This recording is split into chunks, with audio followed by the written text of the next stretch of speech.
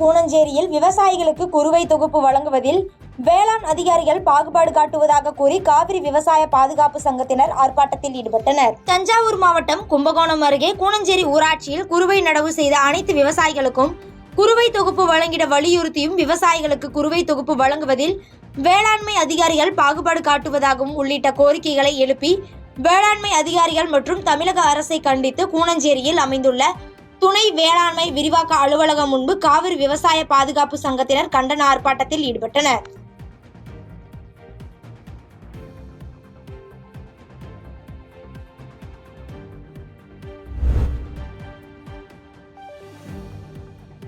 கடலூரில் அனைத்து குடியிருப்போர் நல சங்கங்களின் கூட்டமைப்பு சார்பில் மின்கட்டண உயர்வு உள்ளிட்ட பல்வேறு கோரிக்கைகளை வலியுறுத்தி கண்டன ஆர்ப்பாட்டம் நடைபெற்றது. கடலூர் மாவட்டம் மஞ்சக்குப்பம் தலைமை தபால் நிலையம் அருகே புதிய மின்கட்டண உயர்வை வாபஸ் பெற வேண்டும் எனவும் கடலூருக்கான மருத்துவக் கல்லூரியை கடலூரில் உடனடியாக அமைத்திட வேண்டும், 25 ஆண்டுகளுக்கும் மேலாக உள்ள குடிநீர் குழாய்களை மாற்றி அமைக்க வேண்டும் எனவும் பல்வேறு கோரிக்கைகளை வலியுறுத்தி கடலூர் அனைத்து குடியிருப்போர் நல சங்கங்களின் கூட்டமைப்பு சார்பில் கண்டன ஆர்ப்பாட்டம் நடைபெற்றது. இதில் 200க்கும் மேற்பட்டோர் கலந்து கொண்டு கோரிக்கைகளை நிறைவேற்ற வலியுறுத்தி கோஷங்கள் எழுப்பி ஆர்ப்பாட்டம் செய்தனர்.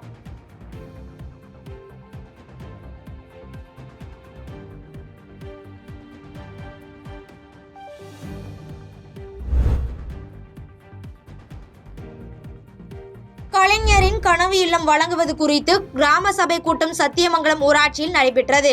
விழுப்புரம் மாவட்டம் சத்தியமங்கலம் ஊராட்சியில் கலைஞர் கனவு இல்லம் வழங்குவது தொடர்பாக கிராம சபை கூட்டம் ஊராட்சி மன்ற தலைவர் அபர்ணா ரவிசங்கர் தலைமையில் நடைபெற்றது. கிராம சபையில் பொதுமக்களின் அத்தியாவசிய தேவைகள் குறித்து பல்வேறு தீர்மானங்கள் குறித்து விவாதிக்கப்பட்டது. இதில் சிறப்பு அழைப்பாளர்களாக கலந்து கொண்ட செஞ்சி ஒன்றிய குழு பெருந்தலைவர் விஜயகுமார், செஞ்சி பேரூராட்சி மன்ற தலைவர் முக்தியர் அலி மஸ்தான் ஆகியோர் கலந்து கொண்டு கலைஞரின் கனவு இல்லம் வழங்குவது குறித்து பேசினர்.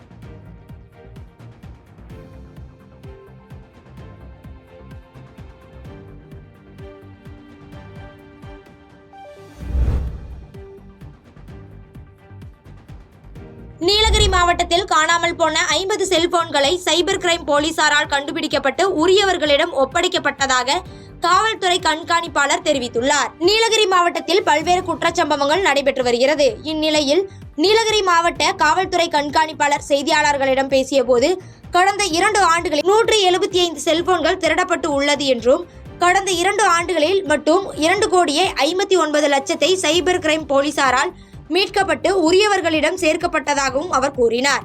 மேலும் பேசிய அவர், நீலகிரி மாவட்டத்தில் செல்போன்கள் திருடப்பட்டதாக கூறியதை தொடர்ந்து 50 செல்போன்கள் மீட்கப்பட்டு உரியவர்களிடம் ஒப்படைக்கப்பட்டுள்ளதாக மாவட்ட காவல்துறை கண்காணிப்பாளர் தெரிவித்துள்ளார்.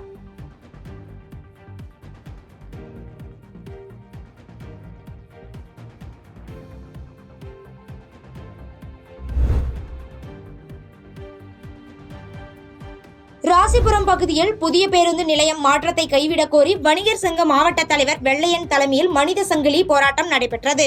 நாமக்கல் மாவட்டம் ராசிபுரம் பகுதியில் மக்களின் வாழ்வாதாரத்தை பாதிக்கும் அணைப்பாளையம் பேருந்து நிலைய திட்டத்தை உடனடியாக கைவிடக் கோரி மனித சங்கிலி போராட்டம் நடத்தப்படுவதாக அறிவிக்கப்பட்டிருந்த நிலையில் அனைத்து வியாபாரிகள் சங்கம், சிறு குறு வணிகர்கள் சங்கம் என அனைத்து கடைகளும் தங்கள் எதிர்ப்பை வெளிப்படுத்தும் விதமாக புதிய பேருந்து நிலையத்தில் 500க்கும் மேற்பட்டோர் கண்டன முழக்கங்களை எழுப்பியவாறு போராட்டத்தில் ஈடுபட்டனர். பின்னர் சமூக ஆர்வலர்கள் கூறுகையில், வரும் ஆகஸ்ட் 15ஆம் தேதி ராசிபுரத்தில் உள்ள அனைத்து பொதுமக்களையும் ஒன்று திரட்டி தேசிய கொடியுடன் மிகப்பெரிய சாலை மறியல் போராட்டத்தில் ஈடுபடுவோம் என தெரிவித்தனர்.